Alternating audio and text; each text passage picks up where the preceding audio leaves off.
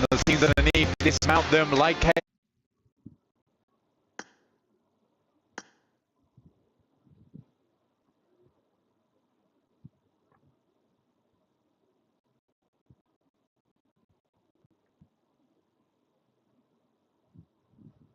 we've seen from them. Yangon Galacticos in a great position in Paradise Resort. A team that has proved so much in such a short space of time. Tons of talent, very exciting to watch, and I think it's been quite an amazing storyline with how obviously some of us were looking at this thinking, yeah, okay, you're kind of making it work, but is the consistency there? Is this sustainable? Is this repeatable? And I mean, all we've had from the playoffs has been a big resounding yes again and again and again. It's been more of that, please, the entire time for Yangon Galacticos. Their maneuvers have been sound. It has been smart when it needs to be. Some god grenades been sent over the top from this team. No individual player really strikes out either over on Yangon Galacticos. There has been some moments of absolute domination from some of those players in key moments, but it's a different player each time stepping up to the plate to deliver for that squad. And I think that's what makes them so great, is that the players all can perform at such a high level. No one's lagging behind on that team. Everyone's running in lockstep with one another. There's a couple of teams we'll be focusing on this match, and this is one of them right here. It's Weibo Gaming. Currently in third place on 82 points, having a real standout here for their region, with some legendary names on board, such as Order right here. For Order, he's quite consistently been bringing the gavel down on teams inside of these lobbies. We've seen his impact time and time again, but this whole squad goes explosive like the bow that Suk likes to play with so consistently. And right now they're thrown into a clash versus Aura. First tag's good. Able to knock the opening man here into the last day of action. Takes down Jiggle, backline for No Fear. Order goes down pretty quickly as well, playing behind the stairways, but Aura's taking a sideswipe angle here. I think Team Secret starts to get slightly involved. Sky moves up, but he's in the grass, waiting like a blade of grass to stab and strike from the back. He's getting these audio cues as well. All about timing for this one. Slowly makes his move forward. The jump up from Sky might have given the game away, but the periphery wasn't spotted. He instantly engages. Angle peek as well. Good tag from Sleepy. The fight back. It's a hefty hit. Looking for more. 33Z steps up though. We'll find him on a beautiful DBS shot. And Weibo, they've been taking knocks here and there, but this is a resounding success from this team. And again, it's a real fast start here for Weibo Gaming. They know that they need big elims on these matches if they hope to catch up to APG as well as Yangon Galacticos. No Fear, the opposite of his name at the minute, man. You are going to be sweating bullets, head down. Hope to avoid being just an additional point on that markup, because like you say, they'll be grabbing those with both hands. Already some more action from the squads that are at the top. It's Alpha that are back on screen. Looking for a bit of a drive-by. A couple establishing shots that were thrown out towards Fireflux. Weibo Gaming get themselves back up on their feet now, all four players. Alpha Gaming on our screens, down towards the southwest side, coming in contact with Ida probably quite soon, alongside with their Turkish brethren in Fireflux, who are just off towards the east. This is around Quarry. Not an easy position to play, honestly. Will siphon a lot of teams down towards the south side. And they'll have to break fast on either the east or the west. Yangon Galacticos, though, targeted. And why not? Give yourself extra time if you Regnum Kaya, who've had some okay games, honestly, currently at 74 points, but they'd like to bit further up the leaderboards after such success over towards PMGO and overall from this team. They want to extend these playoffs as much as possible. They would need to climb. And like you say, that's starving out these teams from being able to get themselves into a position to win off of that smash rule.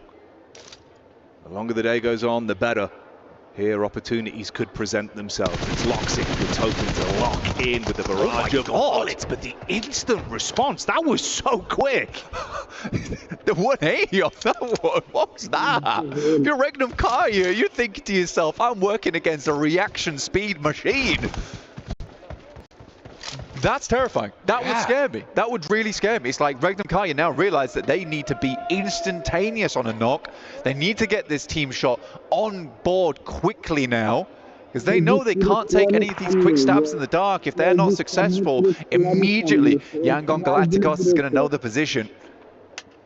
If that's not a good litmus test of what their form's looking like today, I don't know what is. That was absolutely balmy, mate. Wired right now. They are wired. They know it's at their fingertips. The trophy, the title, the lion's share of the prize money. Oh boy, you talk Alliance, and maybe there's a couple looking for an opportunity to pounce. 4 Thrives on a bit of a rotate around. On the north side. Going down towards the south now. We'll see if they just wrap around. Yangon Galacticos actually sets themselves up nicely on this eastern edge. There's a very, very good area of escape here for them, but the circle will center up on the eastern island, giving both Regnum Kai and Yangon Galacticos a nice springboard here from Paradise Resort.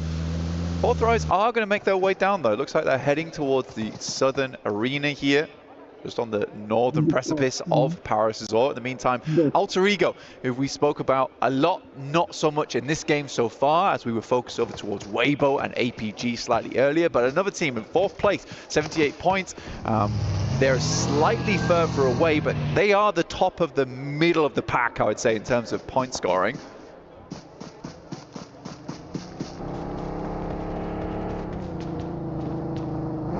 Alpha Gaming.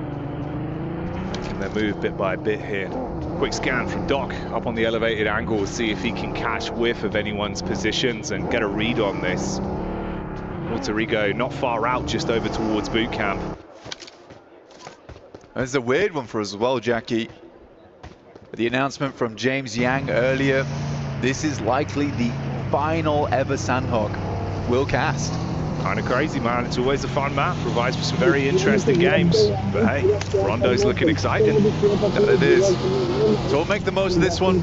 I know it's not any secret, as I say it multiple times, especially the audience hope, that Sandhawk has always been one of my favorite maps and holds a special place in my heart for the chaotic action. And that's what I'm looking for towards the end of this map, to look to secure those match points for certain teams towards the top to set themselves up nicely, to tee themselves off into match 2 and 3.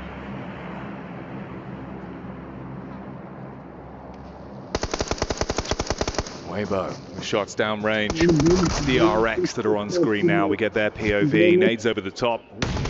Nice. So good. Right on top of order, and look at the follow-up. The downtime on that is pinpoint. Great communication to get that opening conversion instantly blank. No opportunity to reply. Yeah, Order wasn't getting away from that no matter what. Even if he tried to crawl inside the rock, those nades would have still done the trick. Pubg Gaming are forced off of this one, and 3 elims is not enough so far. They need more off the back of this one, and right now they're sandwiched between 4 Thrives, DRX, Horrors underneath them, Team Secrets guarding out towards the west. Smile did move down from Yangon Galacticos over towards a small shack on the south side, which gives them a comfortable position, an anchor point for the rest of the team to drag themselves over towards. But Weibo, they lose Order, they lose Suk. 2 very prominent players on the team are now down. He and 33Z will now need to move off. This is not the game they wanted to start off things with, and like we said, there were so many teams around them. You're just being pushed from pillar to post as well. It was 4 Thrives that found the stab onto the second player, with Zook being taken out of commission. They try to bail on it. Team Secret catch vision, fire shots their way, soften them up. And ahead of them, it's Alter Ego. So no matter where you go, you are terrified at this point. Next circle coming in fairly shortly now over towards stage 3, and we'll see where this bad boy ends up, because I think a lot of teams would prefer it not to go down towards Quarry side, where Ida, E-Arena, as well as Fireflux currently are placed. Much easier prospects over towards this area of the map. A lot of nice little bits of high ground to play around outside of boot camp. APG currently just guarding though for Thunder Talks, who are coming in from that western side. Falcons haven't found a home. Still in the blue. That's what the way things. There's a lot of teams that move through Camp Charlie. Looks like we're getting some Rondo gameplay early, because those bird cages are going to be startled when they make their move over towards the zone. Non-Shin Red Force ready for the clash, but we're already thrown into one.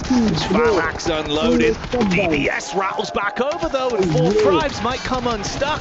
You think you finished the job, and T24 has to do it himself from the backline. A messy engagement.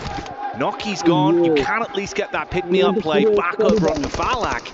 Unless another squad pulls up. Regnum Karia as well, being headhunted by SayCloud. That's another point to the tally for Yangon. Bad start for some of these teams though, Jackie. Weibo down to 1 player and a sliver of HP. DRX out with all 4 players down. Not a lot of eliminations to speak of.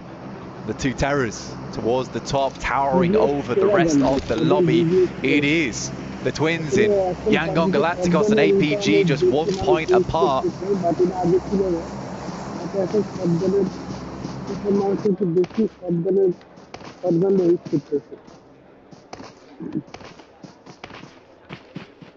You can feel a bit of a different air with how these teams are approaching it today as well. The importance on each of these points. And for Yangon, the path ahead of them could be found with resistance from Power. A team that have been no strangers to picking up big elimination games here on Sanhok.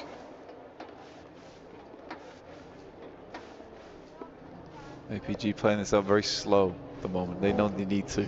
This game's about getting over match point. And I think for APG, it's a slightly different story for them because it's quite an aggressive team. For Yangon Galacticos, they sort of just need to play their own game. Don't have to switch things up too much playing on the outer edge. But for APG, this is where they'd go to die right now if they're not able to get over that match point early in the day. Yangon Galacticos is able to fix that one for themselves. Right now, I'd say APG is playing a smart game. They're not trying to push too far. They're securing that location on the western side. They do not want to be backstabbed. And this is nice. This is nice. They can certainly play this one.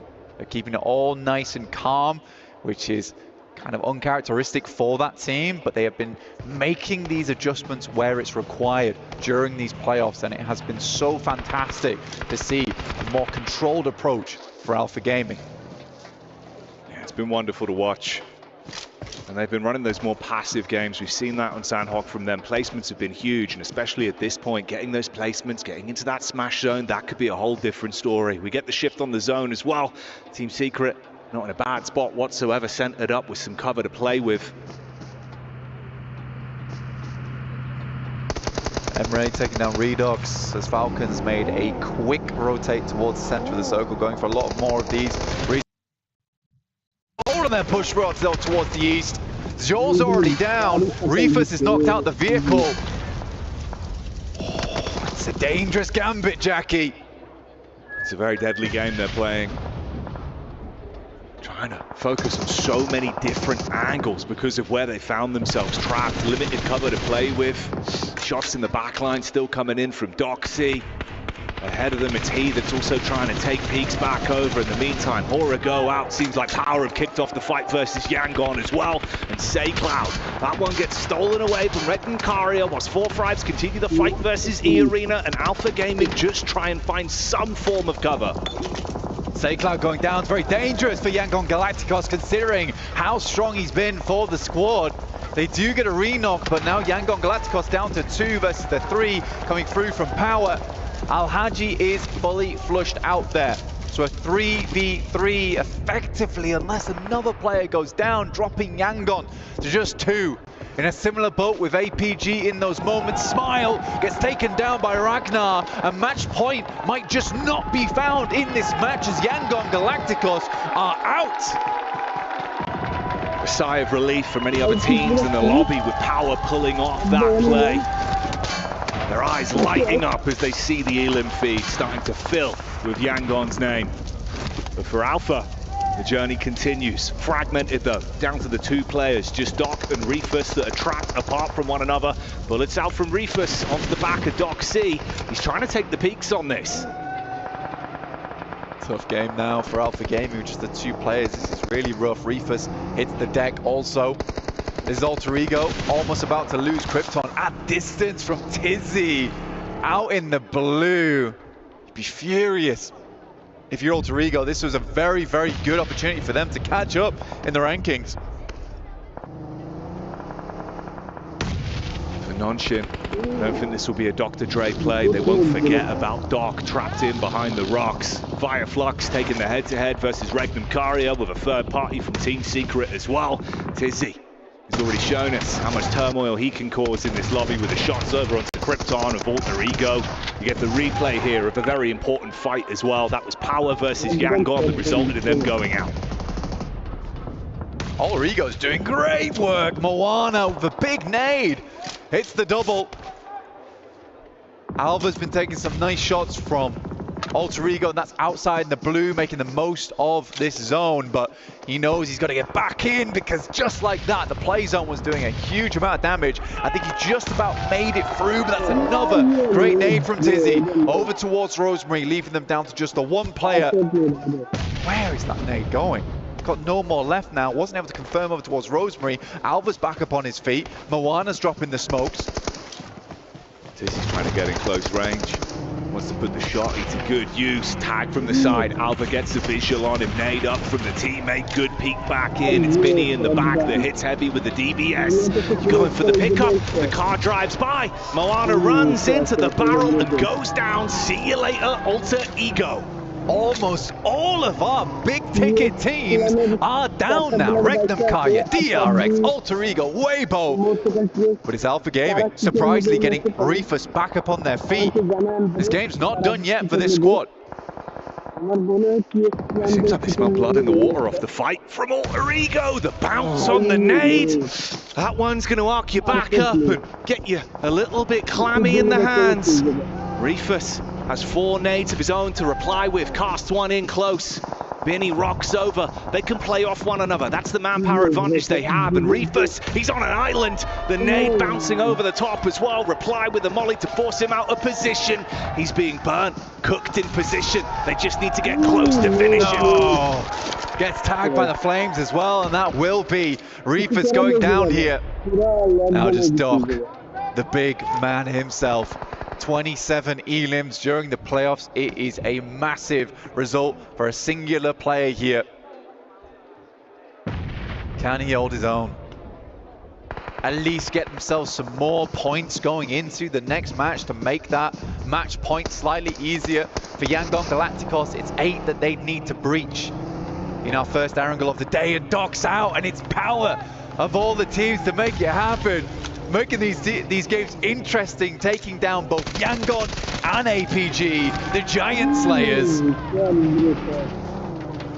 Heavy is the hand from Power today, as they are running through these teams. They take the fight to 4 thrives from distance as well. Confidence to split. It's easy that was able to strip Falak out of the competition. 4 thrives, not doing too badly on this match. 9 eliminations.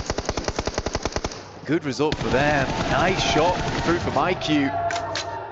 Once again over towards Easy, being left behind as Vahedon has to wrap back round again to wrap Vahedon with bandages. Get Easy back up on his feet as quickly as possible, because this blue is starting to push in and it hits hard. Might be both of them going down, in fact. Vahedon's very lucky to get out of there as quickly as he did.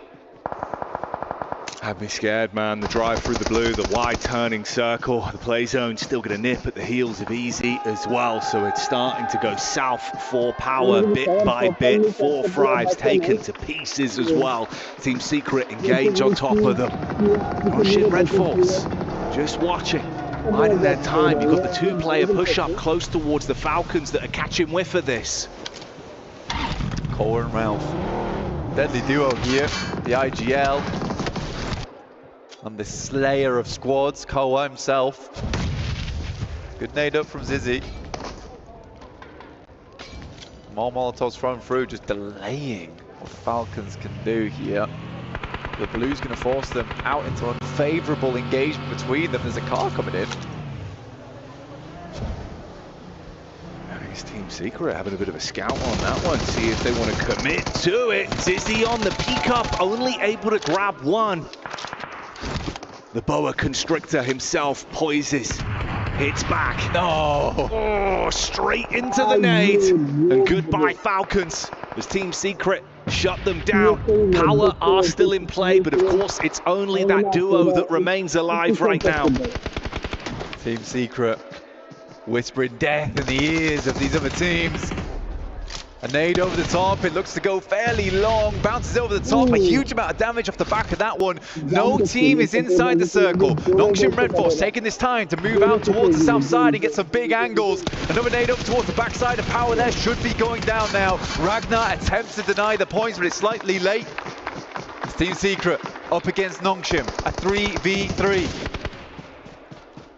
So many wide open sight lines to work with. Zizzy realizes he's got to get up close and provide some cover for himself, but it's an instant connection. First man falls, leaving only two. They can't play to get him back up. They've got to focus on the crosshairs instead. That will be Nongshim Red Force taking the first chicken dinner of the day.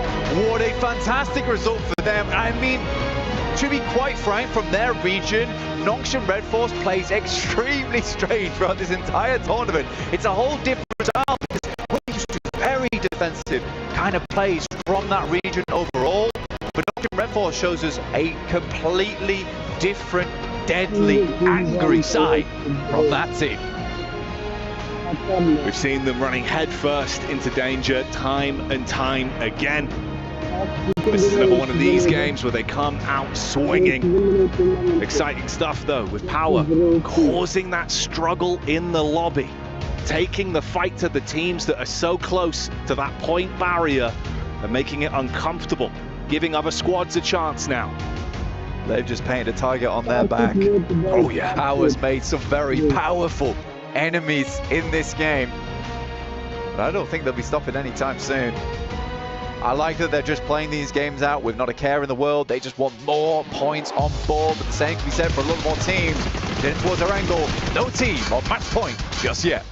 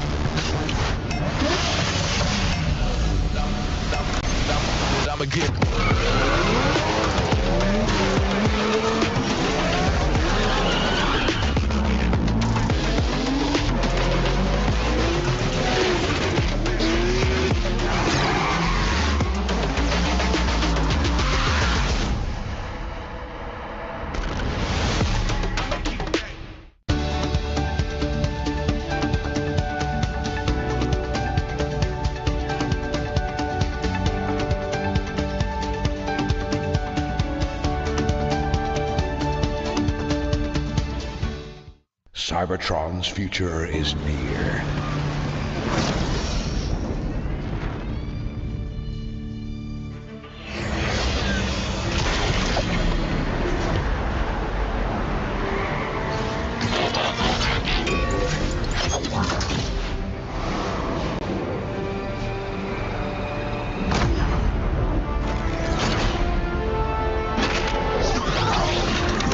Autobots, roll out!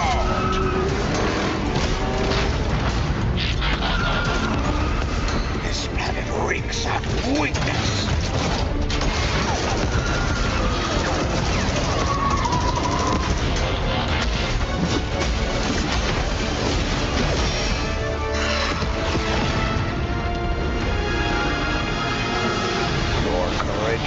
ignites my spark. We'll crowd a new load of Cybertron.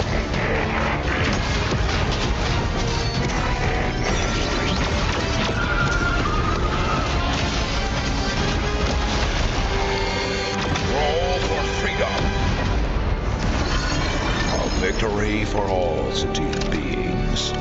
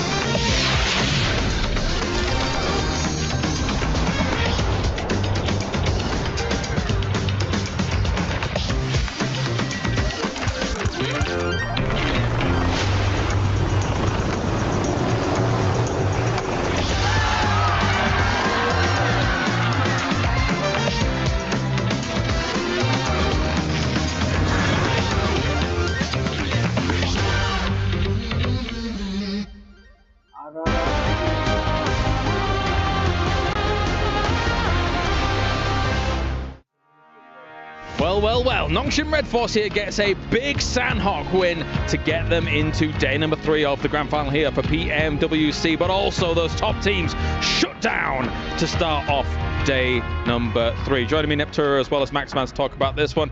Max, Nongshim Red Force, actually, we spoke about it at the beginning of the day. These wins for these teams, even if they're not able to challenge for number 1 by the end of the day, this is still big wins potentially for these teams. If you get in the top 5 at the end of today, you're going to make big money at the end of this one. So, of course, they had a ton of eliminations, get the 10 placement points. We'll have to see when the leaderboards pop up to see how much of an increase they really got. But Nongshim Red Force, if there's any point in time you want to get a win, it's right now, especially on the very last Sandhawk of this year currently when it comes to globals. So that's going to be a very impactful one for their team. 21 points go their way. Team Secret gets 13. 4 Thrives has come alive once again. But Nongshim Red Force here, Neptura, to focus on the winners here for a moment. They had the compound and they had some great transitions afterwards. Yeah, I really liked how they played this, actually. You saw them take advantage of, in that zone in the mid-game, one of the only easy entry points that circle had to offer. They actually had a split down onto the southwest side, blocking that entry point. You know, APG do come through a little bit, but those other teams, they had to actually fight to get into the zone. And so actually Nongshim were able to just farm eliminations after that. I mean, the compound is quite good, though. You're looking at this first page of the leaderboards for this match. Guess who we're not seeing?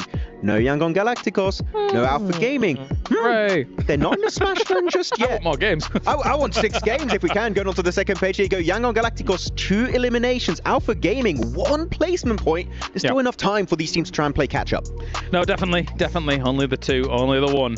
So we will see a little bit of an opportunity here for the rest of this lobby to really do something about it. Again, it's an almost insurmountable try and catch up to where they are currently here, Neptura. But we've seen crazier things, like, for example, Alter Ego in a group stage day, right? 78 points on a day. So some of these teams are very capable of huge point gains. Right, they are. And Alter Ego actually didn't have too bad of a game in that Sandhawk. So it is going to be interesting to see what they can do in the bigger maps in those Orangles, right? Yep. But yeah, Nongshim for Thrives, Team Secret as well, able to just push through those points, get as many eliminations as possible. It is nice to see that as we look over at the top damage dealers, we're seeing those names coming in, but none of them are the top teams. You know what I'm seeing, Max Man? Which one? What are you looking at? Sandhawk numbers right now. This is... Oh, I waited for that. That's been a while. That's been a while, hasn't it? There's not, you know, some decent limbs here and there, but nothing huge coming out from our Sandhawk. It's all over the place. Yeah. You know, these numbers are going to be very consistent between all the teams. Actually, I was talking about Nongshim Red Force. They're fighting, which is not quite what we see. Nongshim Red Force like to have a central compound. We wait, we chill, we get the points, we get a few eliminations that just naturally come our direction. No, here, actually, you mentioned it a little bit earlier here, Niptro. sweeping the western side, getting involved versus Alpha Gaming, versus the side of Alter Ego, trying to also third-party fights on the southern side. I think it was against Falcons. They were so involved. They're hungry for that massive prize pool increase in the leaderboards. They're actually being proactive for once, which so far we have not seen from them at all. But you're right. You know, they're sweeping that southwest side. They're moving on to Alter Ego. They're clearing that team. They're moving back down to the south side. It did get a little bit hairy. I thought they took a little bit too long. They slowed right down up against Falcons. But once that was cleared, they were able to take advantage of this fight happening to regroup and then spread out again over the south side and able to take that chicken. Yeah, I was going through the replays. I think one very important thing that needs to be stated about Nongshim Red Force is they were using the rocks to their full advantage. They were getting so many angles, and of course when you're looking at Team Secret, you're looking at power. They're going downhill. They only have a few trees. If you have the off angles, there's really not much these teams can do against you. So Nongshim Red Force had a great map knowledge here at the end of this match. Also a little bit of a dichotomy between a lot of their previous wins and this one, right? Because this one wasn't just sitting in a compound and waiting for the game to come to you. This was a bit more proactive from Nongshim Red Force. It was. It was really nice that they took the zone rather than have the zone handed and still do something or not, as we've seen before. It was really nice that they were like, hey, that zone over there, it's ours. But here we go. Overall. 4th place coming into this one game.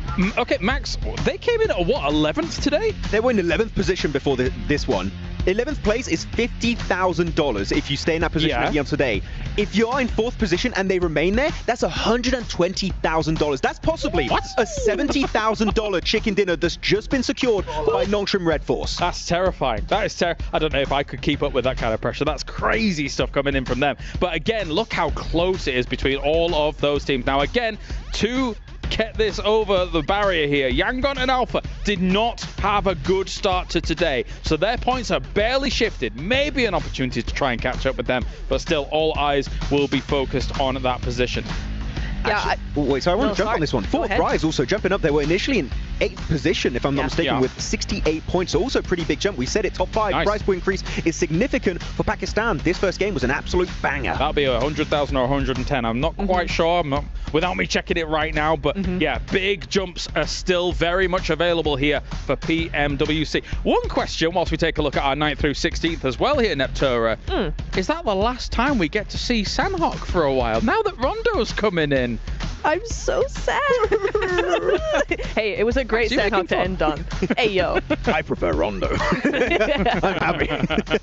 No, it was a good one to end on. I think it was a really nice Sandhawk to end on. Yeah. The thing I want to mention, though, just very quickly, is that if I was APG, if I was Yangon after that game, I would be concerned because those 3rd to 6th teams all placed there, they were the ones who stepped up massively in this game. 4 Thrives, WBG were there. You had Nongshim Red Force as well, right? All those teams right behind starting to step up. What can we see in Erangel?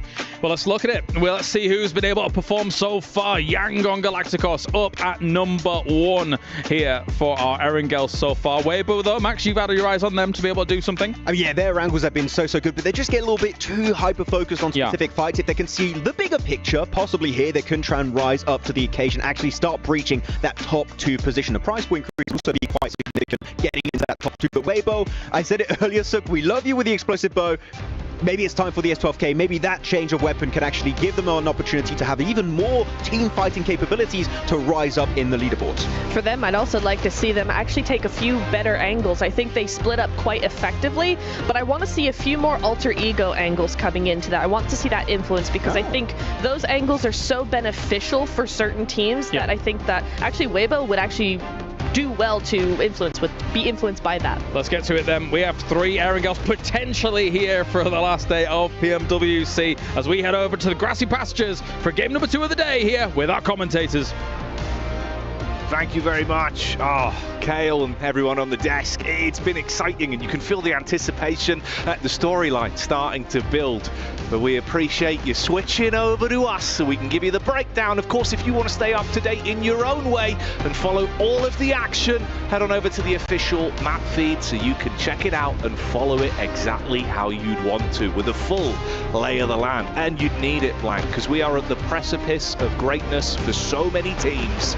Of course, though, because of that man on your screens and the incredible power roster taking the fight to our top dogs, they were starved out from being able to break into that 128 barrier. Want to keep tabs on these teams 100% because right now there is certain jump ups which, like Max says, are worth a whole lot of money. Nongshim Red Force, they can stay up towards the top of those tables. Might have just salvaged their performance here in the playoffs. They very well might have. But it's time once again. Glue your eyes to your screen, strap yourself in with those seat belts that you're going to need, and keep your arms inside of this vehicle at all times as we're going back in to those beautiful lush pastures that come before us. Let's get into this one, Blank, and see how things are going to start to shape up once again here today. Right now we're at the vertical drop, just waiting for this ride to get underway as we're in the plane heading down from Kameshki all the way through to the western side in Quarry. While teams get themselves out in action, Weibo going to be out a little bit later down towards Primorsk unless they go for a slightly different drop here.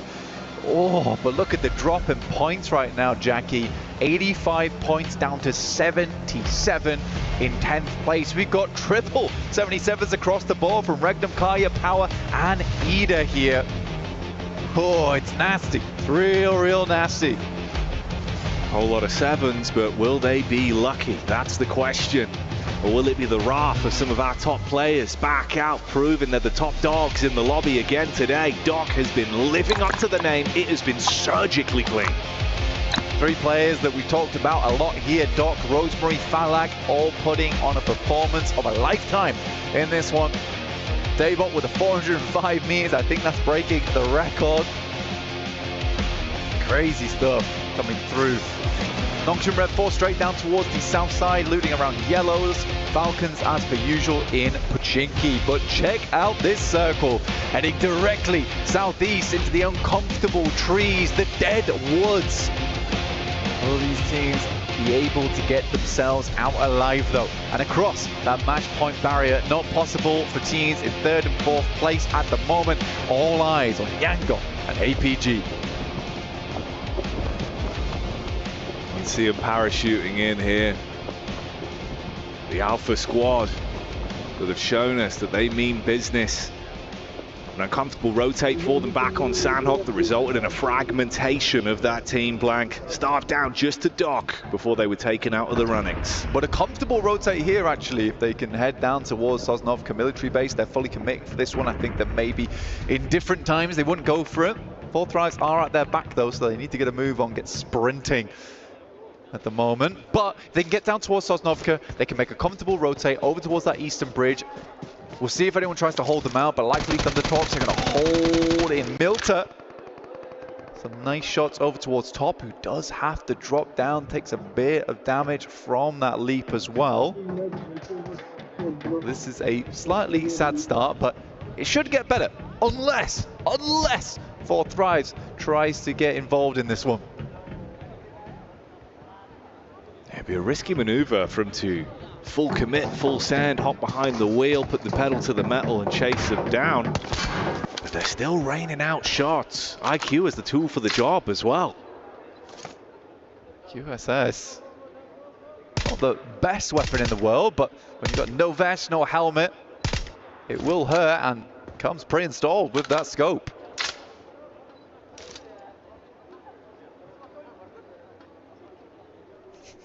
Like acrobatics on display right now from APG. The outlines. Yeah, parkour in the entire time. Oh, it's good. Leaping over railings, getting through the girders. A bit of a terrifying, man. Yeah, a bit of a jungle gym for them. Just constantly trying to get out of there, keep their noses clean, but already some obscene plays thrown into the mix. Nongshim Red Force up against fire plugs there. Matcat being able to find one of those for free. I'll tell you what, as much as some of the players from Nongshim Red Force have very much frustrated me in the past, I do respect that no matter what, they're just going to keep giving it. They're going to keep being aggressive. They're not changing anything. And I think that's a mindset that can really affect you going into the finals, where you want to play passive, you want to get those points, you want to get placements on board. But for Nongshim Red Force, fair enough. Some of these engagements, some of these fights, you're going to mess up. You're going to do something a little insane. But here in the playoffs, I welcome a bit of insanity. now's the time to pull it out. This was the opening knock onto Doc C. From distance, Macap being able to spot onto that one and restrict him. Alter Ego as well. A little establishing shot of that rotate round from Regnum Karia, but one man's trapped amongst it. Oh, Loxy, you have been left hung out to dry as the rest of the team realized they had to commit to the getaway, so they find that one for free. Origo started off pretty quickly on that last game, looking to do it again here. They get themselves down into a nice position on that southeast side. Sadly, Regnum Karia will lose a player off the back of that. But they're no strangers to these types of circles. Usually do have a fair amount of success on them. Losing a player at this stage of the game does hurt them though. Power versus Thundertorts. Okay, Power. Let's see if the energy levels are still carrying on from the prior game. They were forming a fist and punching their way through this lobby pretty convincingly. They find Jin getting knocked down immediately. No one else really around to assist as well.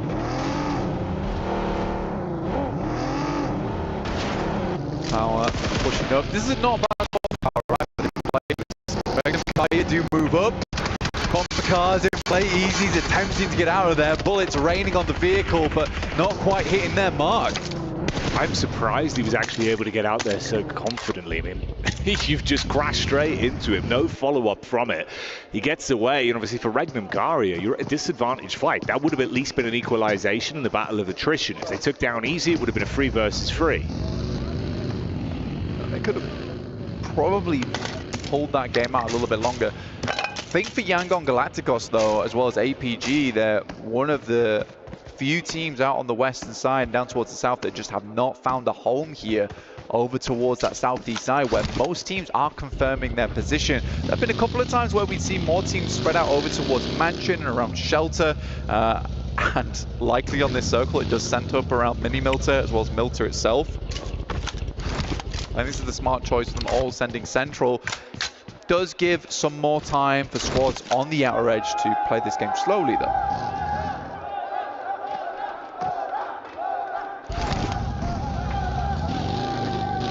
DRX back on screen here as well. DRX again, another team that's looking relatively impressive. Whenever we've seen them in terms of those later circles, the communication's been really good. Hyunbin's had some huge pop-off plays as well. It's always fun to watch. On this one, they get a lot of time to ponder and think. Team Secret, of course, you had that late finish, coming second in the previous game. See what they can do here. It's Saycloud that's just off in the distance, and Murnat that gets contact. Few shots fired in towards the vehicles, trying to trace them down. Hefty chip. Not a bad shot towards Jake. He has to switch vehicles though, knows that that buggy is not long for this world.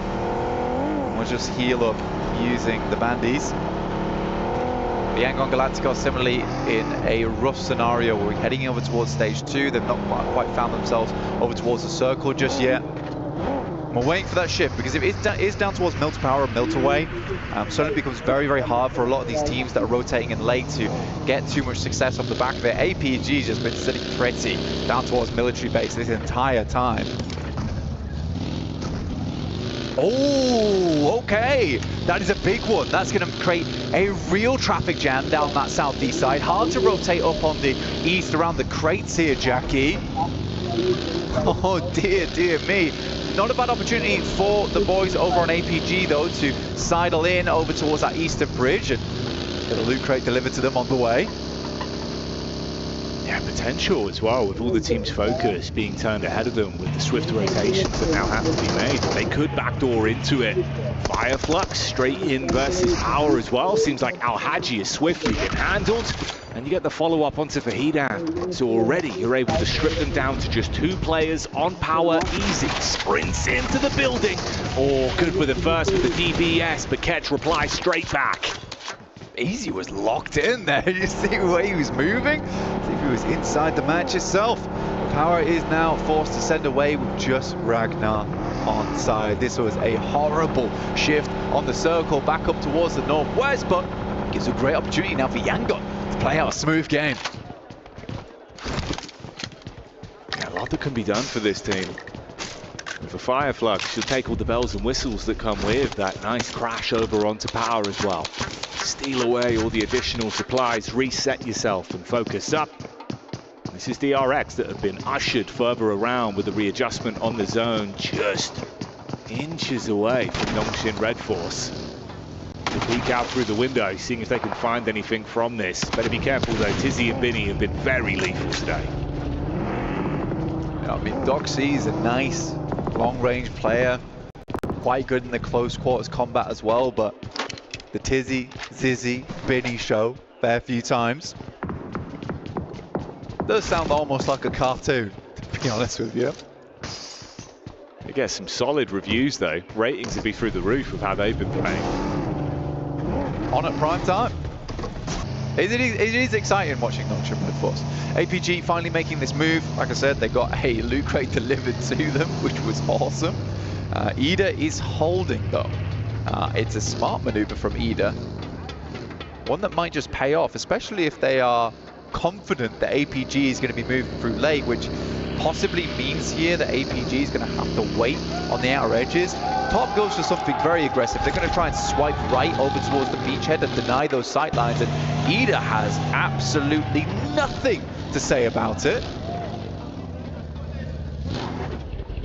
Yeah, it looked like they were clued into the situation. We're going to hold this in a nice crossfire, but instead you kind of leave one man out. All on his lonesome and Darkin has to jump in the back of the buggy and try and make a quick getaway from it, link up with the rest of the squads. They're not at a disadvantage, but you get over the bridge and back onto the mainland now.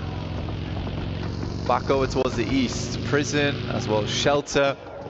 Limited cover in some of these areas. Prison does set yourself up nicely over towards the rocky outcrops and the high ground, but no one's really sending into Prison unless it's a absolute desperate maneuver. So that cuts out a little bit of playing space. I can't imagine we're going to have 16 teams going into Zone 4 though. Something will start to change soon. Top offering up a short back and sides to Ida, trying to trim them down from a distance on the coastline. Meanwhile, DRX thrown into a third-person fight as well there versus Fireflux. Yangon Galacticos going for a wide wrap up towards Prison side. I think it's a smart maneuver as well, Jackie, all things considered, because they know a lot of teams must have shifted back up over towards the northwest and might have left those areas a little bit more dry in terms of players. It's a bit of a bold maneuver, but with the information you have, it's probably the best informational play you can go for at this stage of the game, especially if you're just trying to stay quiet and get over that 128-point mark. How is he not down? Man. Damn. Tries to get the quick connection off. Rapid peek in. Great follow-up, and that's how Thunder Talks get removed. So that's that first squad falling now. We get our answer. Yeah, Thunder Talks out. I mean, they've just not had the greatest of playoffs, really. In 36 points. The bottom of the tables. DRX, though, comfortably will hold on to that one around Milter, but they've got further to go. And here's APG, in fact, looking to get the toothpick out and clean out the remainder of DRX inside of Milton. If they can do that, they will control nicely down towards the south edge, and they know that DRX has been forced in an uncomfortable spot now. Ooh, this is problematic though. Top further ahead. They're able to find that angle into the building and get the knock on him. That's from way back up on the hillside with Fireflux. Doc, why are we faking that? That's a crazy maneuver. I get that, you know, he has teammates that can come in, but what are we going to do? Another teammate comes through, get peaks, almost goes down. Potentially might have had 3 players going down there, losing durability on helmets and vests. Just get your boy up, all right? Top's probably shouting at him, like, just res me. Like, that's all I need right now. Rufus on the drive-by inside of that hovercraft, all the bullets smashing into it. He's getting torn to shreds as well. So many squads having vision onto him. Very, very overzealous maneuver. I don't quite know what was going on in his head at that moment in time. I know they want to get into the circle, but you've got bare information going into it. There's plenty of players that can sit around those hilltops as well. I suppose he thought he could get further in the hovercraft, but there was some serious team shots onto that vehicle, and I know that a lot of players hate how that hovercraft can get players and teams into pretty notable areas of the map. So as soon as they see it, they see red. And this to me is starting to look a little bit like Alpha coming into this one, maybe quite antsy today. Some of the decision making, the way they're jittering a little bit. Feels like the nerves might be there, the pressure that could potentially be put on them and from the environment we're in here on Smash Sunday. It's always so uncomfortable not hitting match point game 1, because then it sends you in a bit of a spiral where every single game, therefore, if you're like, well, we just need a passive game, just need 10 points, that's all we need to grab in these matches, let's kind of pull this back, let's reassess the scenario going forward. Most of the time, you should just play your own game. Don't think about Smash ruling, especially for Yangon as well as APG. Not sure what happened there with T24 and IQ, but especially for Yangon and APG, they were so far ahead, it doesn't matter. They just need to play out a regular match of Pubg Mobile for themselves, eventually hit that marker. What is happening? What on earth has gone on there? T24 nades full team knock. Is it Reaper? That's like Max's nade of the day right there. Yeah, max a minimum on that one. We'll forget about that. Focus up on this. Nongshim Red Force versus Fireflux. Throwing out fists inside of the building. Close quarters engagements with that third party of DRX trying to get a look in as well. See if they can snatch points from this. As we do lose out on Scarface, Matcap goes down, so the Fireflux cleaned out on this one. Rico with the read over on the side. It's Krypton that's quick to the hit. So with Hyunbin falling, DRX starting to lose some manpower as well. Yeah, more shots going through. Great rotate from APG, by the way. They saw this fight break out between DRX, Nongshim Red Force, and Fireflux. That was their direct competition on that north side. They used that moment to swing round to the west. So I really enjoyed that coming through from APG. Don't even want to think about what happened in the Four Thrives camp. I think they're quite frustrated with what just occurred. Yeah, that is a comedy of errors that you will be very quickly clambering to forget. Meanwhile, though, you're going to be having your eyes light up if you're a fan for Yangon, as they're in with 3 eliminations off the back of that. Oh, getting a replay. Don't show us the replay. Oh, no. I'm glad they at least didn't show us the Molotov as well. Dear me. Yangon, though, that is 3 separate teams they've been involved on. It was Team Secret, Ida, as well as Alter Ego, and they just keep going. They just keep going on that one. At this point, even just off elims alone, I mean, only 4 more to find now. You've already grabbed yourself so much stock inside of this game, and it's very early doors. We're already 17 minutes in. Yangon Galacticos down towards plenty of teams, and they took advantage of that high ground that Prison affords you on that eastern side. They knew they were lacking information and they're coming in from that northwest, so they change up the game and they use the plane map as well as the circle that came through to identify an area on the map that might be a little bit more open. They can start to develop that intel. The Arena Gladiators swinging and showing us they're handy with steel up against Team Secret, but the clap back from the hillside is Yangon that try and get a spot down and see if it's worth committing to this one. I know there's been a fair amount of chip damage, and there's even more follow-up coming in as well. I think when you look over towards E-Arena as well, the fact that they delay them here almost certainly should count them out, because the circle is going to push them in. They are on the short side of it, so it will take a little bit more time, but all Yangon Galacticos really need to do now is just send a couple of shots, a couple of bee stings down towards E-Arena and keep them locked down. It's not just that Yangon are playing well, it's that Alpha are obviously having a real struggle of a game as well. I mean, it's just Joel now. You have the sideline shots that came in from Falcons as they were trying to make their way over, so it's just down to the solo man. Again, another game where likely APG is not making it over the match point. Rests on the shoulders of Yangon. Should get at least 4 points off the back, or at maximum 4 points off the back of E-Arena. This moment will be stolen away by Horror. That could have been right there, right then. If they took out the entirety of E-Arena, Yangon would have made it. Need to get themselves into placements range now, though. I honestly think that's what they were debating as well. You could see kind of the difference in the two players that were further up, almost feeling like if they went for that one, it would have been worth the risk and reward potential. Falcons back over onto Alter Ego, giving as good as they get, with Nongxin also looking to see if they can snatch away some points from this. Falcons actually not playing a terrible game right now over towards the south side. They are roaming, they are making sure they keep track of a lot of the players coming through. The circle will start to push E-Arena in. Now for Yangon Galacticos, this is less of a matter about battling against E-Arena and more of a case of battling against Horror, stealing away these eliminations. It's Myrna and SayCloud that have basically just had to prevent anyone sneaking in from the backline, whilst the raw focus from Romeo and co is just thrown down the hill onto E-Arena. They're finally getting what they were building into on this one and converting those knocks into full eliminations, take down the squad, mop them up, and keep those elims building. 7 elims, 1 single point away from beating the 128 barrier now. So Yangon Galacticos just need to get themselves into 8. That's all they need. Krypton tries to take it up towards the Falcons, but they will swing back with the wings, blast them away with the Air Force. Now just Regnum Kaya up top side. Can Falcons make a push through 2 teams? It will be a good result for them and something we've not seen for quite some time.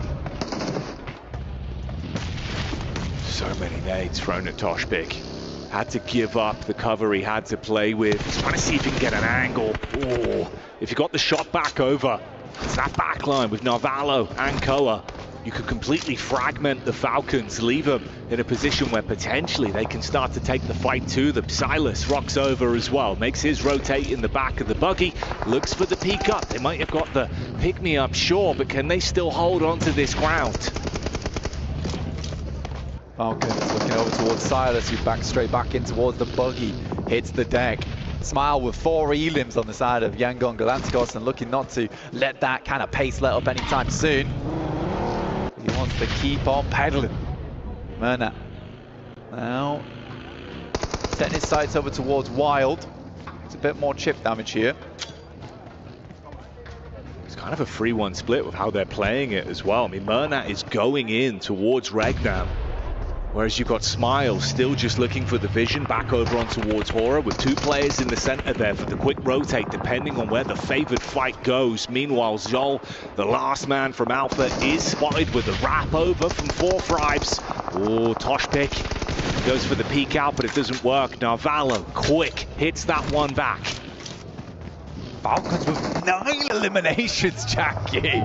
This is a big step up in performance from them today. Weibo as well, getting some good results in over towards 4 Thrives, who have not been thriving on that southwest side. The Falcons, they see weakness, and they'll send in. Narvalo unloads. The hailstorm hits onto Falak T24. Trying to scrap back, but not much that can be done, as Koa will restrict and remove the potential for any comeback for T24 and Koa on that one. So goodbye 4 Thrives. Unfortunately, the Falcons might have finally come unstuck. Shots down on the 3 of the players. Only 1 man remains alive. Meanwhile, Jiggle looking for the head-to-head versus Yangon. Gigantic game for Falcons, honestly. 11 elims, very, very nice. They won't go any further than that. Weibo Gaming looking to catch up to the Titans at the top of the lobby. Another nade sent through in the Molotov, as well as a nade towards the back, but Romeo will at least hit Jiggle with that molly. Burns him out. In the meantime, Murnat will pick up Silas. Sleepy gets lucky there on that bounce, didn't he? For Yangon, the job is done of all they wanted to establish on this one, pushing past that 128 barrier and making it to the match point for the smash rule. They're focused now on how far can they go in this game. Strike fear into the other squads with how they've been playing. Yangon, Romeo's down, and they're going to send in with SayCloud. No fear will be taken out. But they need another game after this one with a chicken dinner. Sky, though, from Horror, putting in the work, and Weibo still holding on that south side, Jackie.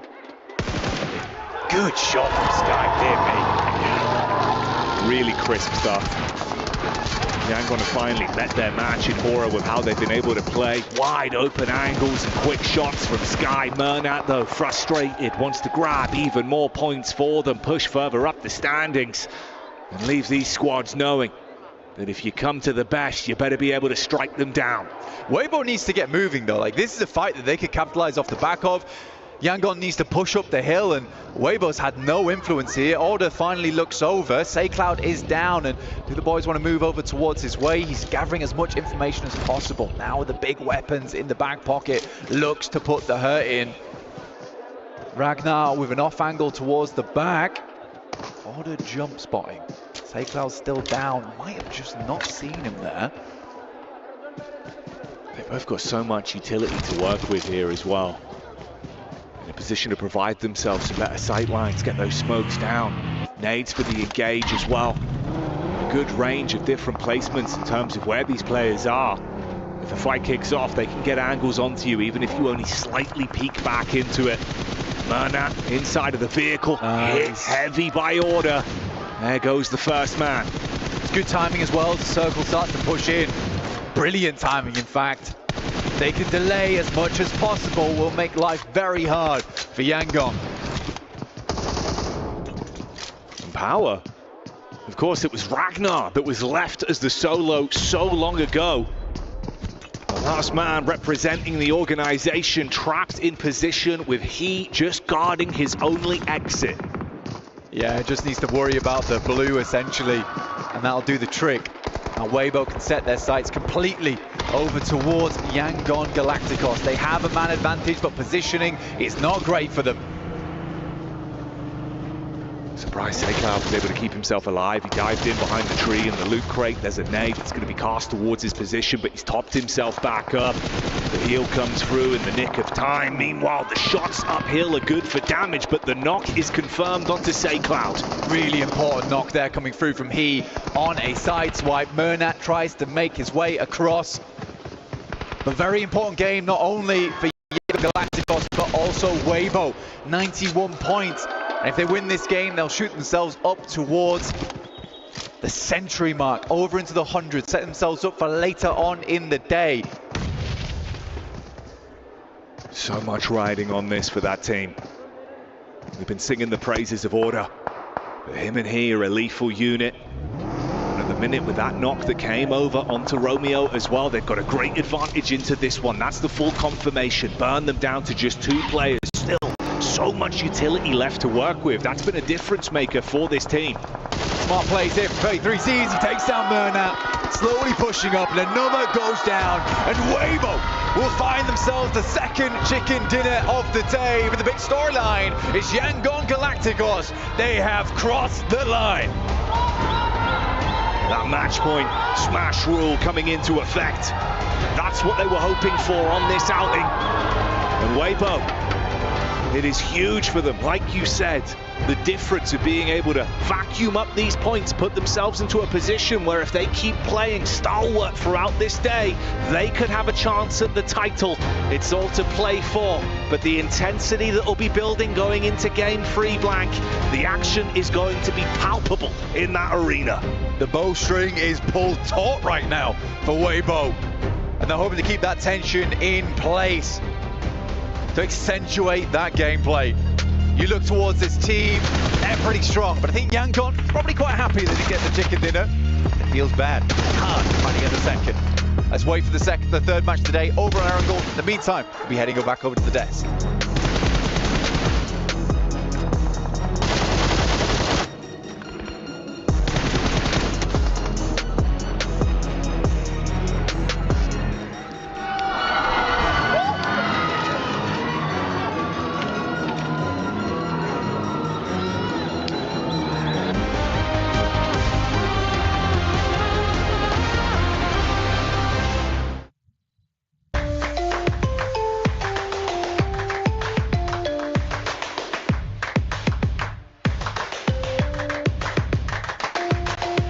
Level up your gaming experience with over 8 billion playlists, only on Spotify, the official audio streaming partner for the 2025 Esports World Cup.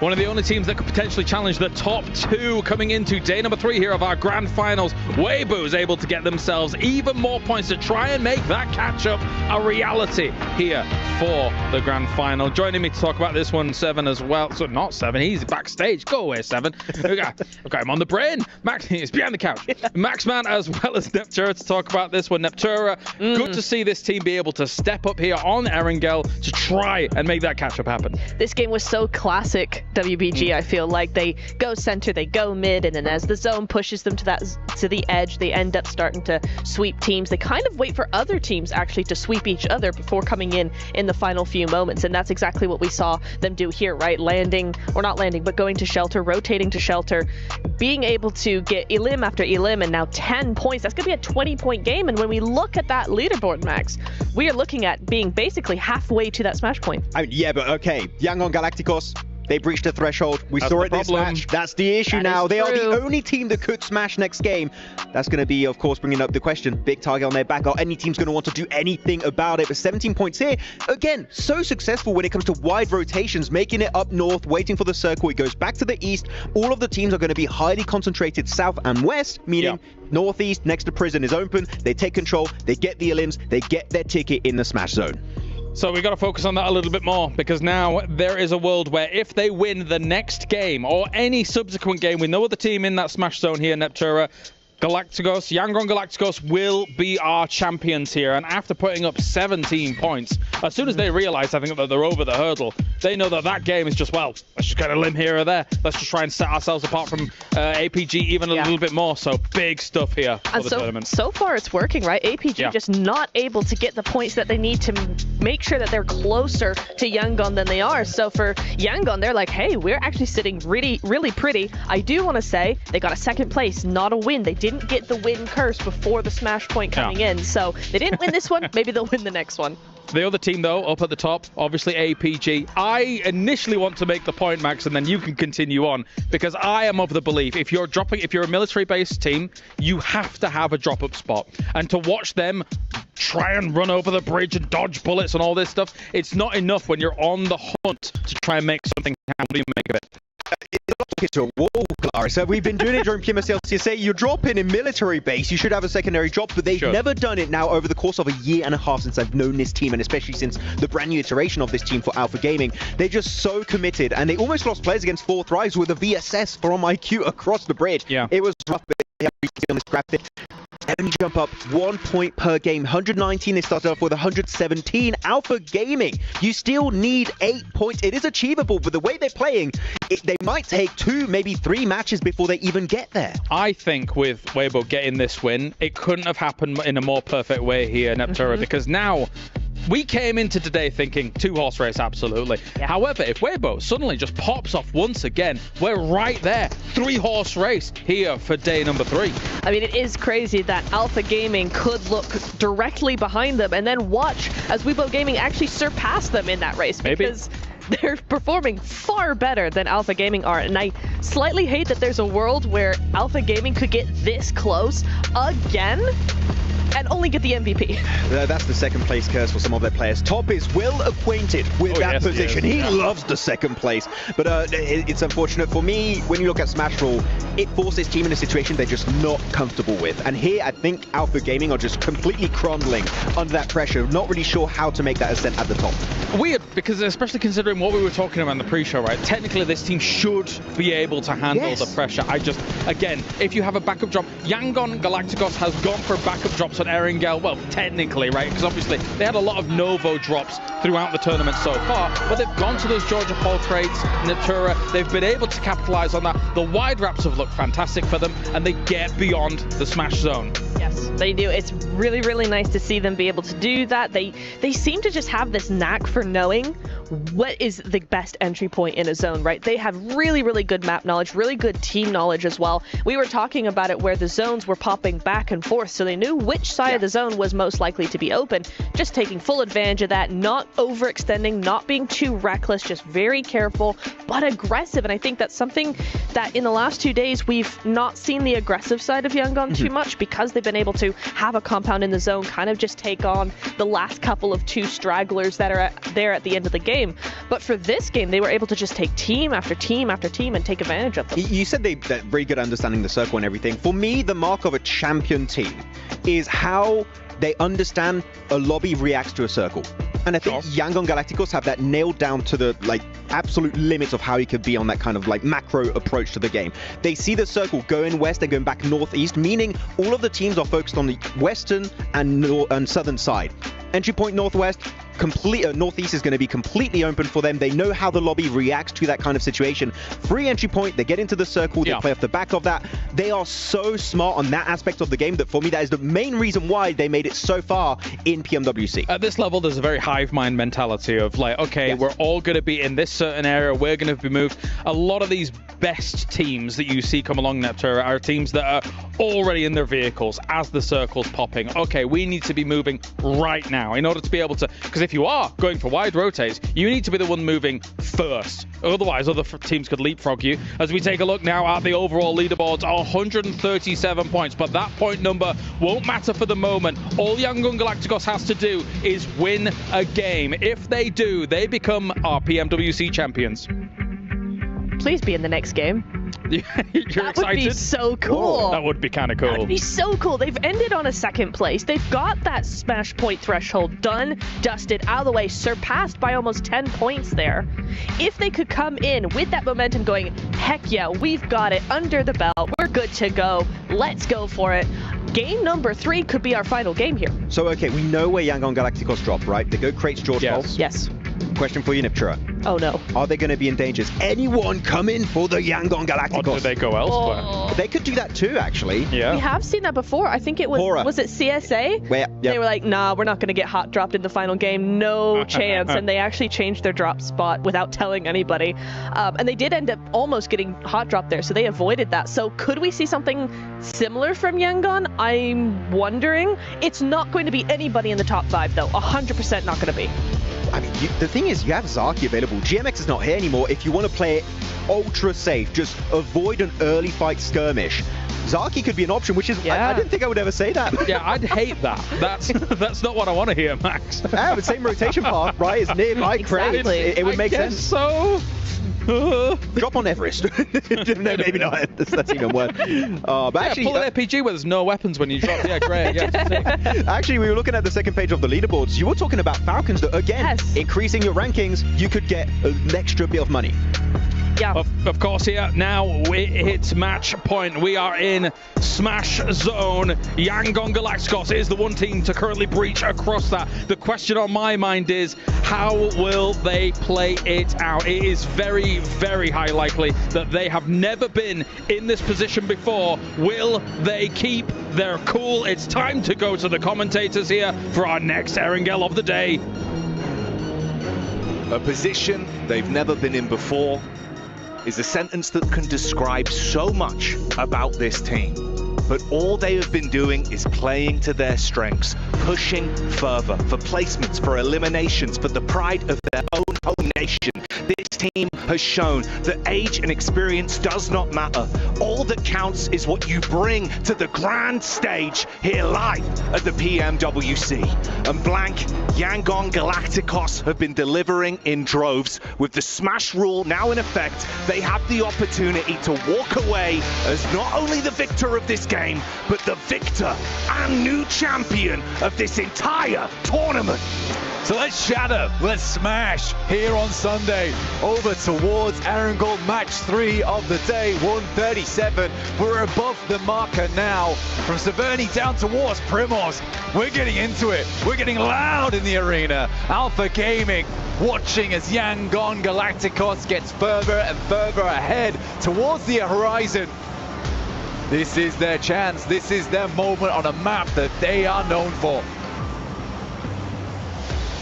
There's great heads-up decision-making in the prior game of how they split off into 2 duos, maximized eliminations to get themselves over that threshold.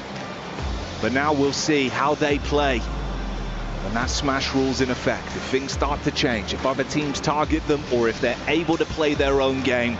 And of course, if some of our other squads can take them down early, build for themselves, as there is a few challengers nipping at their heels.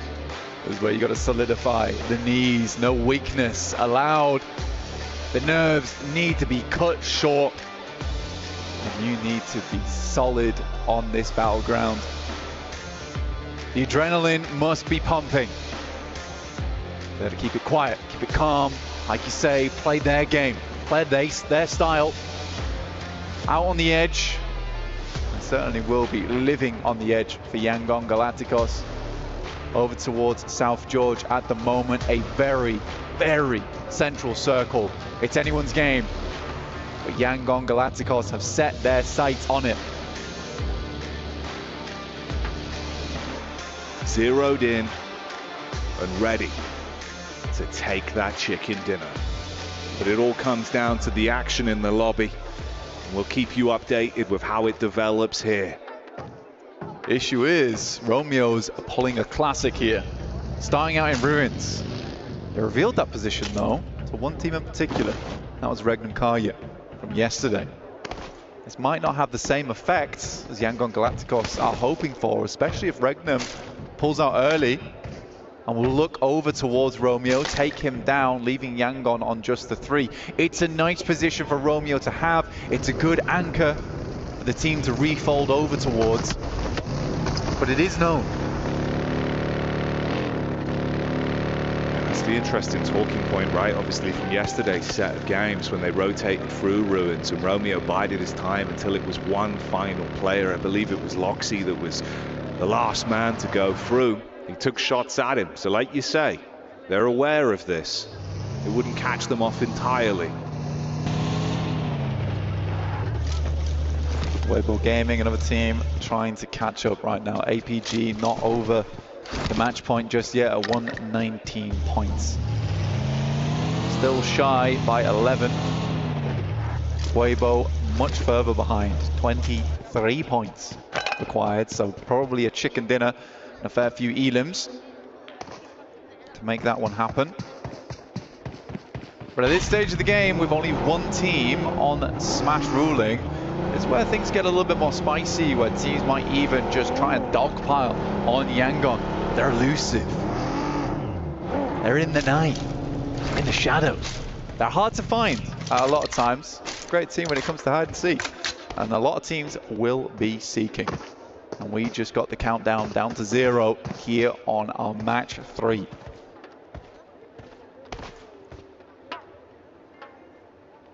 For Power today, seeking fights has been something they are no strangers to whatsoever. Feels like they have been throwing carnage at so many teams and causing issues for some of our top squads.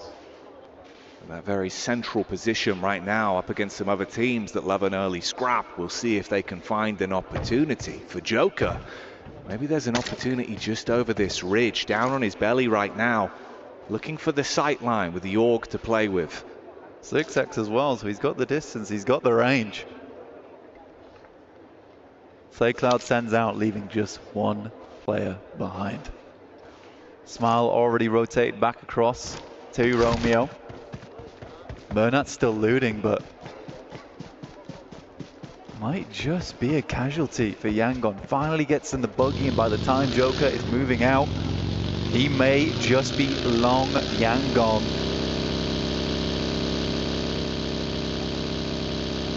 Saved by the bell. They didn't even realize was ringing.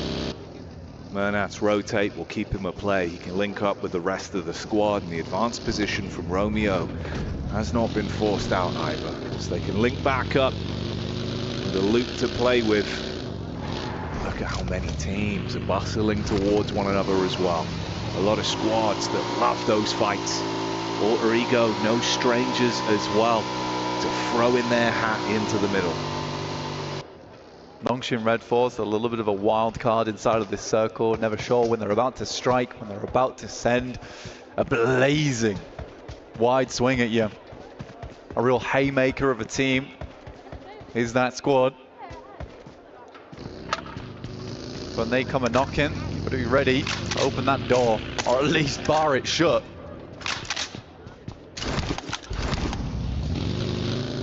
And the barricade would be preferable. How Nongshim have been playing. I'll throw the C4 on the door, and anyone in the building won't be breathing no more if you give an opportunity to Doxy. Vinny and Tizzy as well have been a very lethal duo, and lethality is shown here from Hora. The first punch is thrown out.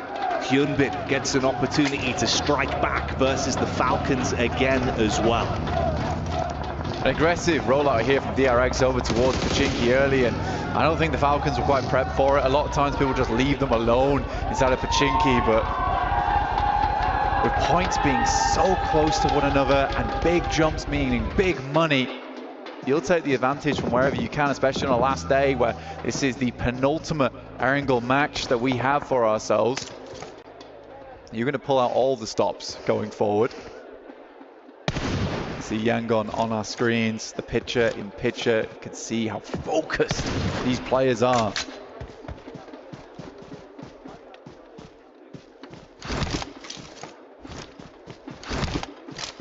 I think that's been the interesting thing, right? You know, we were talking about the reaction times way back at the start of the day today, but just the laser focus you see from the body language, that human element of PUBG Mobile, this team have looked like they are here to play. They've been limiting mistakes, focused up mechanically and with communication. That's what's setting them further away. That's what's bringing that skill ceiling higher and higher. Slightly weird one, because the way the circle sits at the moment, it does force Yangon into a different style of gameplay, where usually they would be out on the edge here, but the circle favors them, so they have to play something a little bit more different, hold their angles on the side. They know E-Arena plays over towards the western area of crates, so they'll have to be prepared for when that team starts to push on in, and they're not in the most defensible positions, playing out in the fields. No compound found as of yet. Heading over towards Zone 2 in just 30 seconds now, which will define the main playing area of the game.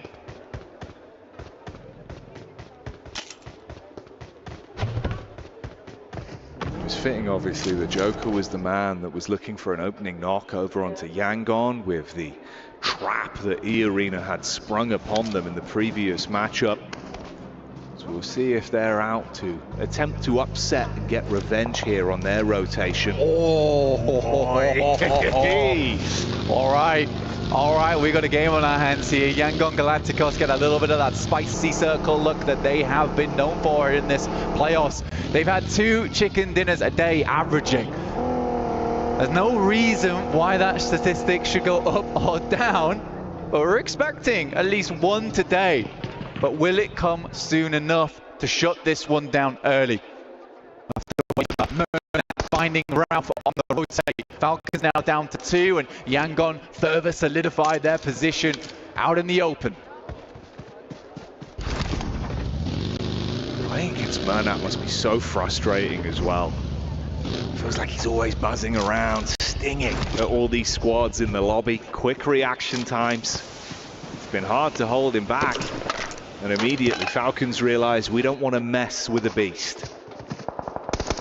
Yeah, the boys on Yangon obviously playing out here. There's been no opportunity for more loot, so absolutely dropping that smoke to secure some more of that utility on side. Here's APG down towards the southern edge around the hay bales. Chasing over towards Nongshim Red Force. APG probably one of the only other aggressive teams to match Nongshim Red Force. T24 finding Koa, and Falcons again down to just 1. Topsy-turvy day for 4-5s. And a couple of uncontested eliminations there will at least get them perked up into this game. Weibo on screens. Suk, a human explosive bow that has been ripping and tearing. This is again another talented squad that we've got here. Obviously 3rd place right now, 105 points to play with for them. Weibo went fairly central on this one, almost immediately. Was not really stopped at all on this push either. A lot of other teams concerned with their placement, with their points. It's a hidden blessing, really, where most teams are just looking to get towards that end game, because they know that even 3 or 4 placement points could be the difference between tens of thousands of dollars here at the PMWC. So Weibo was able to send in towards that center area of the map with little to no contest.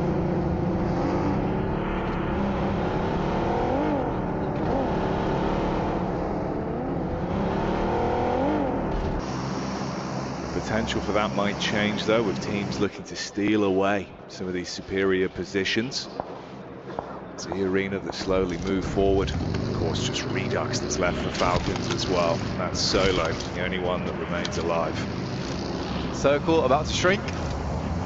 See where it heads. If it heads back over towards ruins, Yangon Galacticos know roughly that position is okay to play in.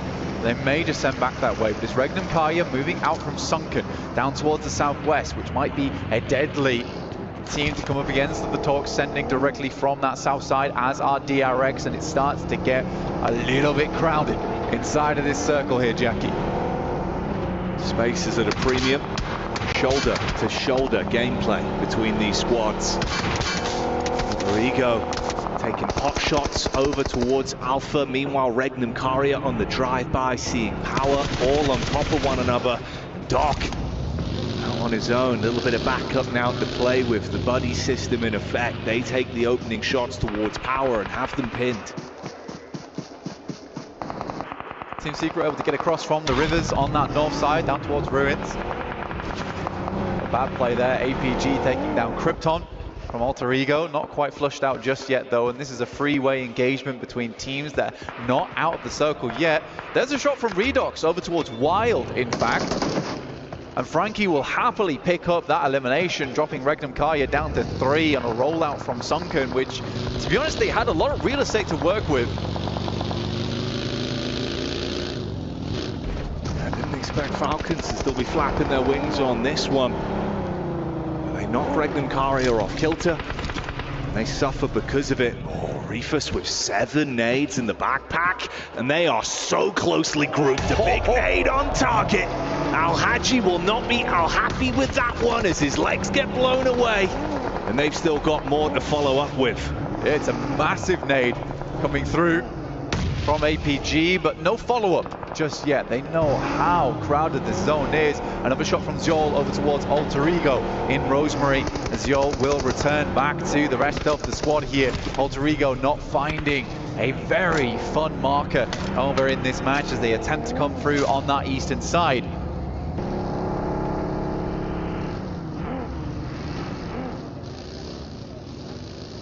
Longshin Red Force down towards the southwest side of Gatka at the moment in the fields. Yangon Galacticos currently holding a, let's say, a 2-2 split at the moment. Players down towards the south side watching the roads. Romeo inside a compound on the north.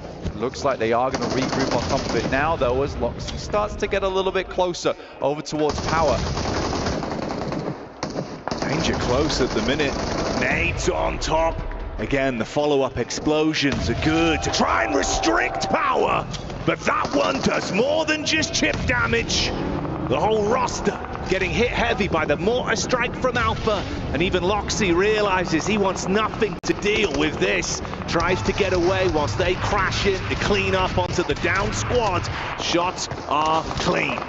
Even Max Man would agree that some of the arcs on those nades were better than arcs from One Piece. Unfortunately, APG fall fairly quickly afterwards as Regnum Karya continue to put on the pain. They're going to try and get themselves back up on their feet. A bit of triage coming through from Reefus.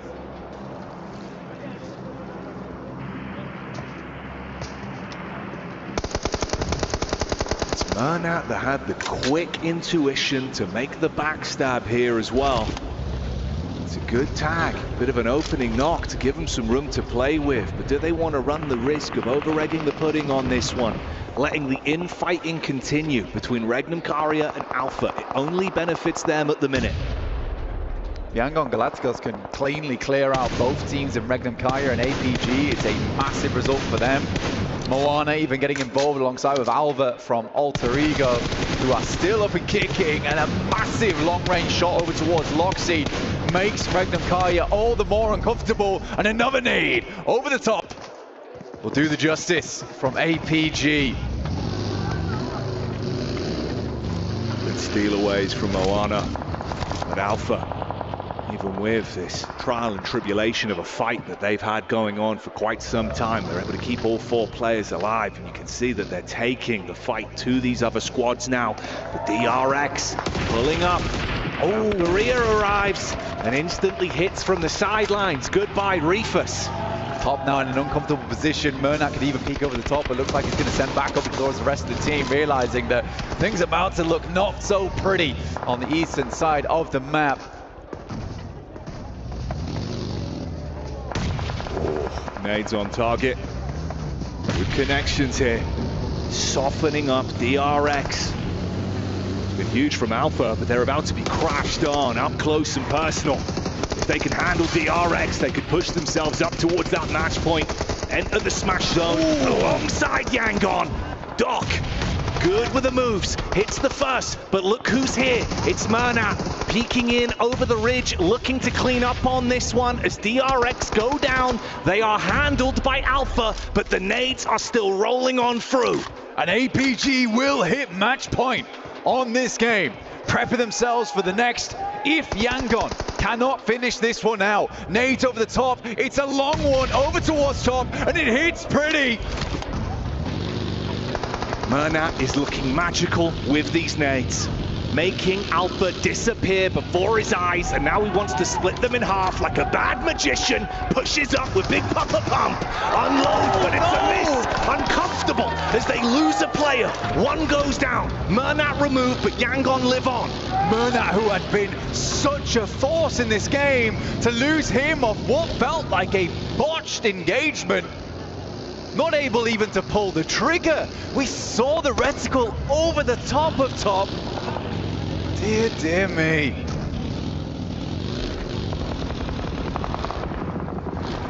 Yangon instantly on the move. Rotation from fight to fight. Hearts must be pounding in their chests right now. It's T24. The four Fribes representative trapped just apart from the Alter Ego duo and that last man, Redox, that's been causing curveballs for some of our teams here as a solo. Yeah, Redox just does not slow down inside of Ruins. The area around him broken and fragmented. Redox's spirit unharmed. Romeo, another nade over the top to T24, and it is on target. Surprisingly, somehow T24 is able to sidestep it, or at least side crawl it. I am shocked that he's been able to stay alive off the back of that one. Looked like it was a hell of a slam dunk from Yangon. T24 keeps his head clean, tucks down, tries to stay out of dodge with Redox. Similarly, just slowly crawling around, trying to find some semblance of cover to work with. Still good amounts of utility to work with though over on the side of Yangon. He casts another nade back in, and more chip damage follows through. Weibo, 105 points at the moment, 4 players alive. One of the big hitters here over in the playoffs. They needed a big chicken dinner on this one if they want to get themselves over towards match point. No elims yet. Means it might be quite difficult. It's 13 eliminations, I believe, that they'd need in this game.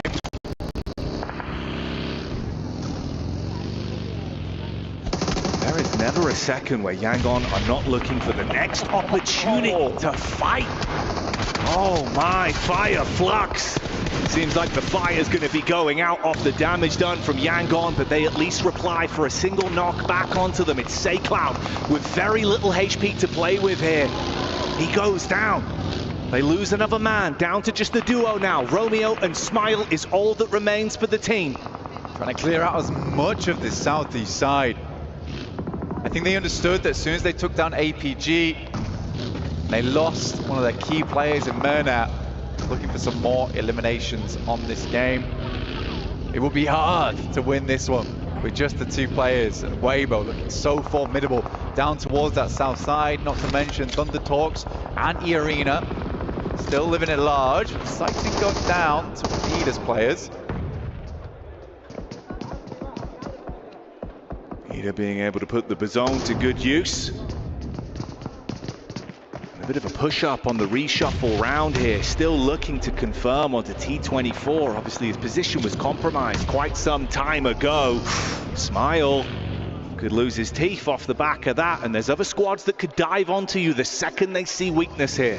Smile's got to move forward, man. Drops the smokes. The Blues pushing him in. Shots coming through, I imagine, from Alter Ego, currently still in Ruins. Giving Yangon on just the one. Will finally take down Redox. Just one man alive now in Romeo. Not a love story on this game. There's been plenty of bouts between these teams. Zyol, 6 elims on this match. I mean, Alpha Gaming put up a real result here. Alpha on the move up. T24 can have a position to actually backstab onto that, cause some issues. That's when you can still take the fight if you're Romeo in a spot like this. And remember, it's not just about trying to close it out with the smash rule. He could still just look to gain additional points for the side, make the differential even further. They could just win it on the long con. Even if it goes all the way to game 6, as long as they're in that top spot, they're going to be happy and walk away crowned. Yeah, the big thing here is that Yangon just really hasn't changed up their play style, and Yangon will go out. No chance at chicken dinner, a surprise one at that with the one player as we play on. For Weibo, they're looking for as many points as possible. A truly gigantic game needed, but they're in good position to make it happen. So the frustration as well, how focused Romeo was. The slam of the fist down onto the desk, but the brawl in the lobby continues. Alva could not withstand the might of T24. 4 thrives, even when it's just a solo, they cause issues. Ida being hit heavy as well, thinning the herd now. The arena looking up. Weibo took a big hit there up towards He. Not quite down just yet though, but he's on life support. Weibo trying to control this ridge side. Arena do not have to move as of yet though, but it's Weibo who would love to control this ground.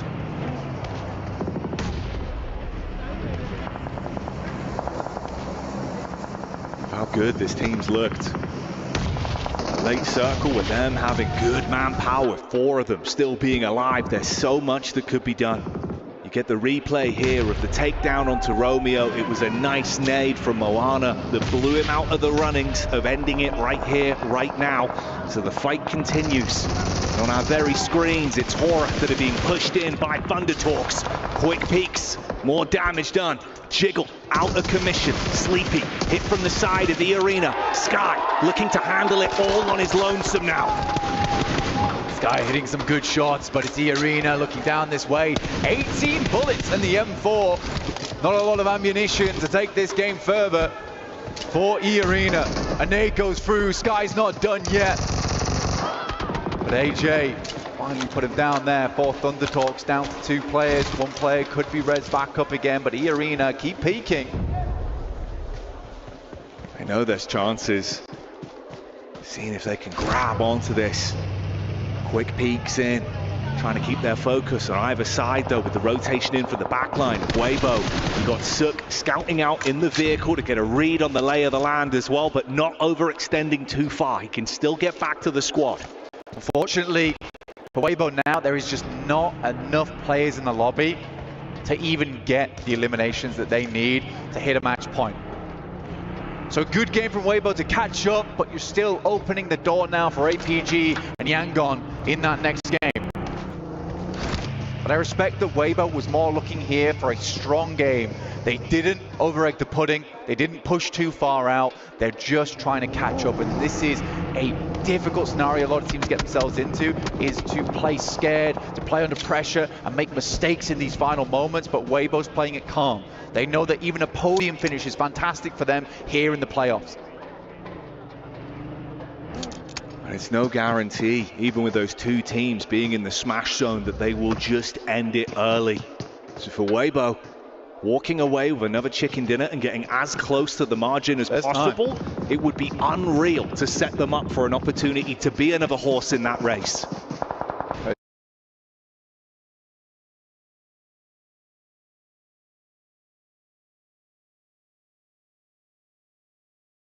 Absolutely time for this team.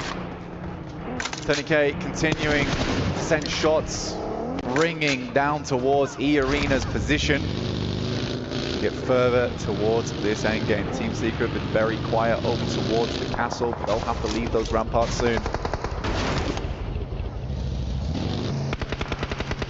Thundertalks in E-Arena, that's been what's taking so much of the attention, but for Weibo, is it finally time to go? They've got the vehicles to work with. Focus back over from Joker. He's a man that's done so much time and time again for this team. He's got backup and the nades are raining over. Chip damage in from Order, looking for the prime on the follow-ups as well. Mormon got to cast further back, find any kind of cover to play with here, top himself up. Order taking a bit of chip damage of his own though. Low at the minute, hops in the vehicle, playing with his mates. Team Secret send the soldiers out the drawbridge, But let's see if Weibo can draw this fight to an end, or will it be E-Arena standing tall over the top? A lot of damage going through. 33Z has to back this off. Sakura just trying to give that information back, but Team Secret gets ever closer to Weibo. Sook's able to run down T24. Sakura's directly in the sightlines. What is this? Oh, Sakura, he saw the opportunity to crash with the bonnet and shut down Order, but the damage is coming back from Sook up close and personal. They go for the commit, but it doesn't work how they wanted it to. It's fragmented either squad, yes, but no one's walked away the winner yet. Weibo needs to quickly get back up on their feet. They're healing right now. Order being dropped back up into position.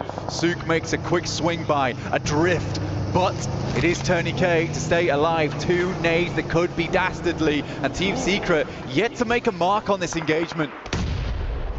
So closely grouped, the difference of that nade being on target could be incredibly influential for him. 1 left to play with. They're starting to spread themselves out. Good decision making. Pulls out the primary, bullets down range. Connections are clean, but 33Z tries to zip back in from the side. A fight on 2 fronts, but now Team Secret has to take the fight over towards Thunder Talks, who have stormed the castle. And the siege looks good so far, but the problem is Secret clash back. The thunder is gone, and Weibo is here, trying to keep this intensity going whilst they know that Secret are weakened, and they are finding what they need. Inside the church, the bars on the window, a prison cell for Team Secret as more bullets rain through. Tourniquet, the final player now here for E-Arena, but Weibo looking to finish strong. Inches away from another chicken dinner, and Order looks to command respect, runs in with the DBS, fires out the shots, the paranoia kicking in, and E-Arena are going down as Weibo stands strong in the lobby and in the arena. This team is back for blood and proving that they've still got the fight in them. Weibo, once again, what a win from them. They are not giving up today. It has been a gigantic performance from them, and they are catching up. These teams in the front better breathe heavy right now, because they need to get a move on. The eruption from this team, the knock-on effect of the crowd going wild. The support is here in droves. The fans at home will be ecstatic with this result, but it is the first step. More to be done for them, Blank. They are close, but there are teams that are even closer. The intensity keeps on building. Do not go anywhere as the action reaches its climax.